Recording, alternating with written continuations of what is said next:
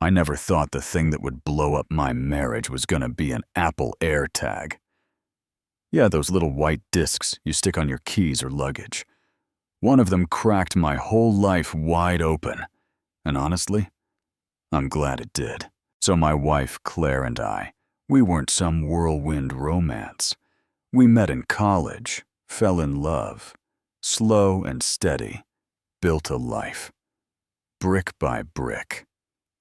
2 kids, decent house in the suburbs, the kind of marriage people look at and go, yeah, they've got it figured out. I worked in cybersecurity. Claire was a pharma sales rep, both full-time jobs, both juggling deadlines and dinner duty. But we made it work, you know. At least I thought we did. It was our 12th anniversary when the first crack showed up. Normally, Claire would be hinting about dinner spots weeks in advance. But this year, radio silence. And I, being buried in a project, totally forgot to make a reservation. I braced myself for the guilt trip, but she didn't care. Not even a flicker of disappointment. Just this blank, cold shrug. That moment stuck with me. Not because I forgot dinner, but because she forgot us. After that, things got weird fast. She got cagey with her phone.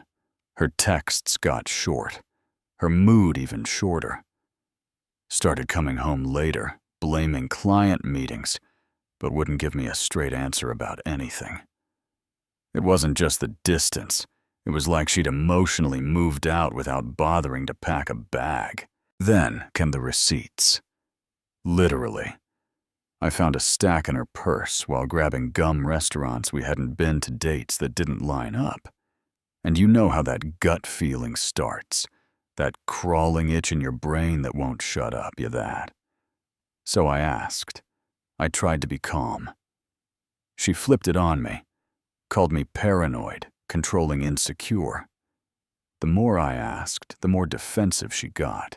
One night I found her planner on the coffee table. She's normally type A, color-coded everything, but these meetings dag. No times, no addresses, just client. Over and over again. That's when I knew. I was either gonna go crazy or I was gonna get answers. So yeah, I did something I'm not proud of. I slipped an AirTag into the glove box of her car, tucked it right under her owner's manual. That was a Wednesday. Thursday morning I called in sick and sat glued to my laptop like a man waiting for a bomb to go off. Around 11 a.m. her car pinged, left her office, ended up at some apartment complex in Uptown. Not an office building. Not a cafe. An Airbnb. I checked the listing romantic getaway vibes, soft lighting reviews that sounded more like honeymoon diaries than business trips. And the same guest kept showing up in the reviews, same dates she was working late. My heart didn't just break, it imploded. But I'm in IT. I know how stories get twisted. So I lawyered up and hired a PI. Spent a month pretending like I was still the clueless husband, while the investigator built the case. Meanwhile, Claire kept going on those meetings, still lying straight to my face, like nothing had changed.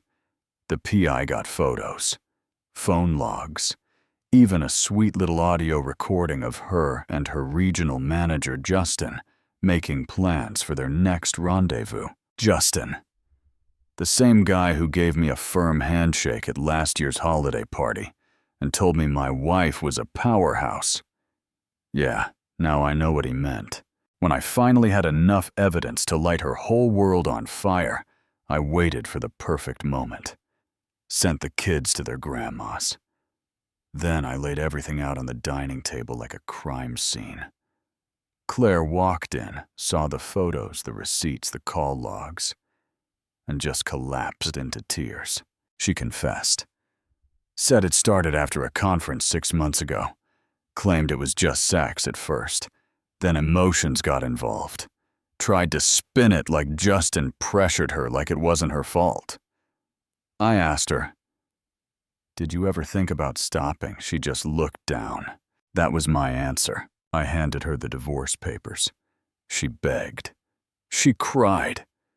She said, "Think of the kids." But I was done thinking for her. I told her to pack a bag. She could crash with whoever she wanted, just not under my roof. You'd think that would be the end. Right, nah. She refused to sign. Tried to drag it out, but she didn't count on me being 10 steps ahead. When we finally went to court, she tried playing the victim. Said I was emotionally abusive, controlling, unstable. But the evidence crushed her narrative. Judge gave me full custody of the house and basically everything but her Spotify playlists. Justin resigned in disgrace after HR got involved. Claire got fired. Apparently sleeping with your boss is frowned upon when your company has a code of conduct. Go figure. They didn't even end up together. He ghosted her right after his wife filed for divorce. But of course she came crawling back. Wanted shared custody. Said the kids needed both parents. I said, they need stability, not chaos. We went back to court. She lost again. Now she sends me long texts, photos of the kids she finds on Facebook. Hope you're doing well. And maybe a small part of me still hurts for what we had. But the bigger part, the part that survived all this, that part sleeps better. Knowing I stood up for myself, for my kids, for the truth. Funny thing is, I still have that AirTag. It's on my keychain now. Not because I need to track anything, but as a reminder that sometimes the smallest things blow up the biggest lies. So here's my question to you. If you found out your partner was cheating, would you stay for the kids? Try to forgive, or would you burn it all down and walk away clean? Drop your thoughts in the comments because I really want to hear what you do. Let's talk about it.